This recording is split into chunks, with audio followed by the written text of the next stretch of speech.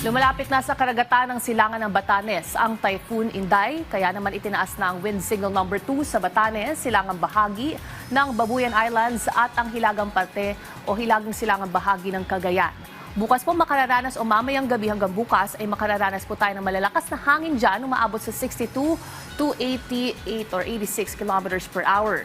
Samantala, nakataas pa rin ang signal number 1 sa mga sumusunod na lugar, kabilang dyan ang probinsya ng Cordillera Region, Ilocos Norte at ilang bahagi ng Isabela at nalalabing parte ng Babuyan Islands at Cagayan, ang northern section ng Abra, ang probinsya ng Kalinga, ang eastern section ng Mountain Province at ang eastern section ng Ifugao at ng buong Ilocos Norte. Samantala, ang kondisyon din po ng ating karagatan sa northern at eastern seaboards ng Luzon at eastern seaboards ng Visayas ay nasa rough to very rough. Ang taas ng mga alon posibleng umabot sa 7 meters lalo na sa hilagang Luzon.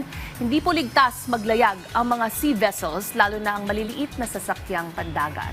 Ayon pa sa latest na track ng bagyo, hindi man tatawid ang kabuuan nito sa Luzon pero patuloy magpapaulan ang malakas na habagat sa ating bansa at hanggang sa araw po yan ng Linggo.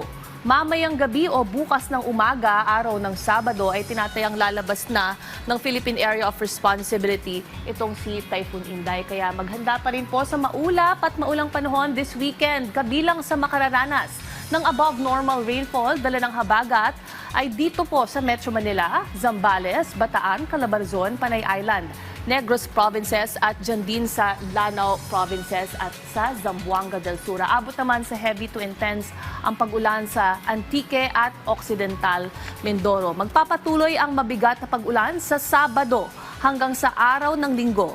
Mas mabigat po ang boost ng ulan sa Bataan, Zambales at sa Occidental Mindoro habang heavy rains din sa La Union, Pangasinan, Benguet, Tarlac, Pampanga, Bulacan at dito rin po sa Metro Manila, Calabarzon, Mimaropa Provinces, Aklan at sa Antique. Sa ngayon, ang Typhoon Inday po ay bahagyang humina sa kategoryang typhoon at tuloy-tuloy ito na nagwi-weekend dahil papalapit nga ito sa Batanes. Kasulukuyang nasa hilaga ito ng Philippine Sea at huling namataan ang sentro sa line na 620 kilometers silangan at hilagang silangan ng Northern Luzon at may taglay itong hangin umaabot sa 150 kilometers per hour. May pabugso ng hangin umaabot sa 185 kilometers per hour. Mabilis ang galaw nito sa 20 kilometers per hour pahilagang kanluran. Samantala ngayon, silipin na natin ang lagay ng panahon sa ilang mga pangunahing lungsod sa bansa hanggang sa araw ng Sabado.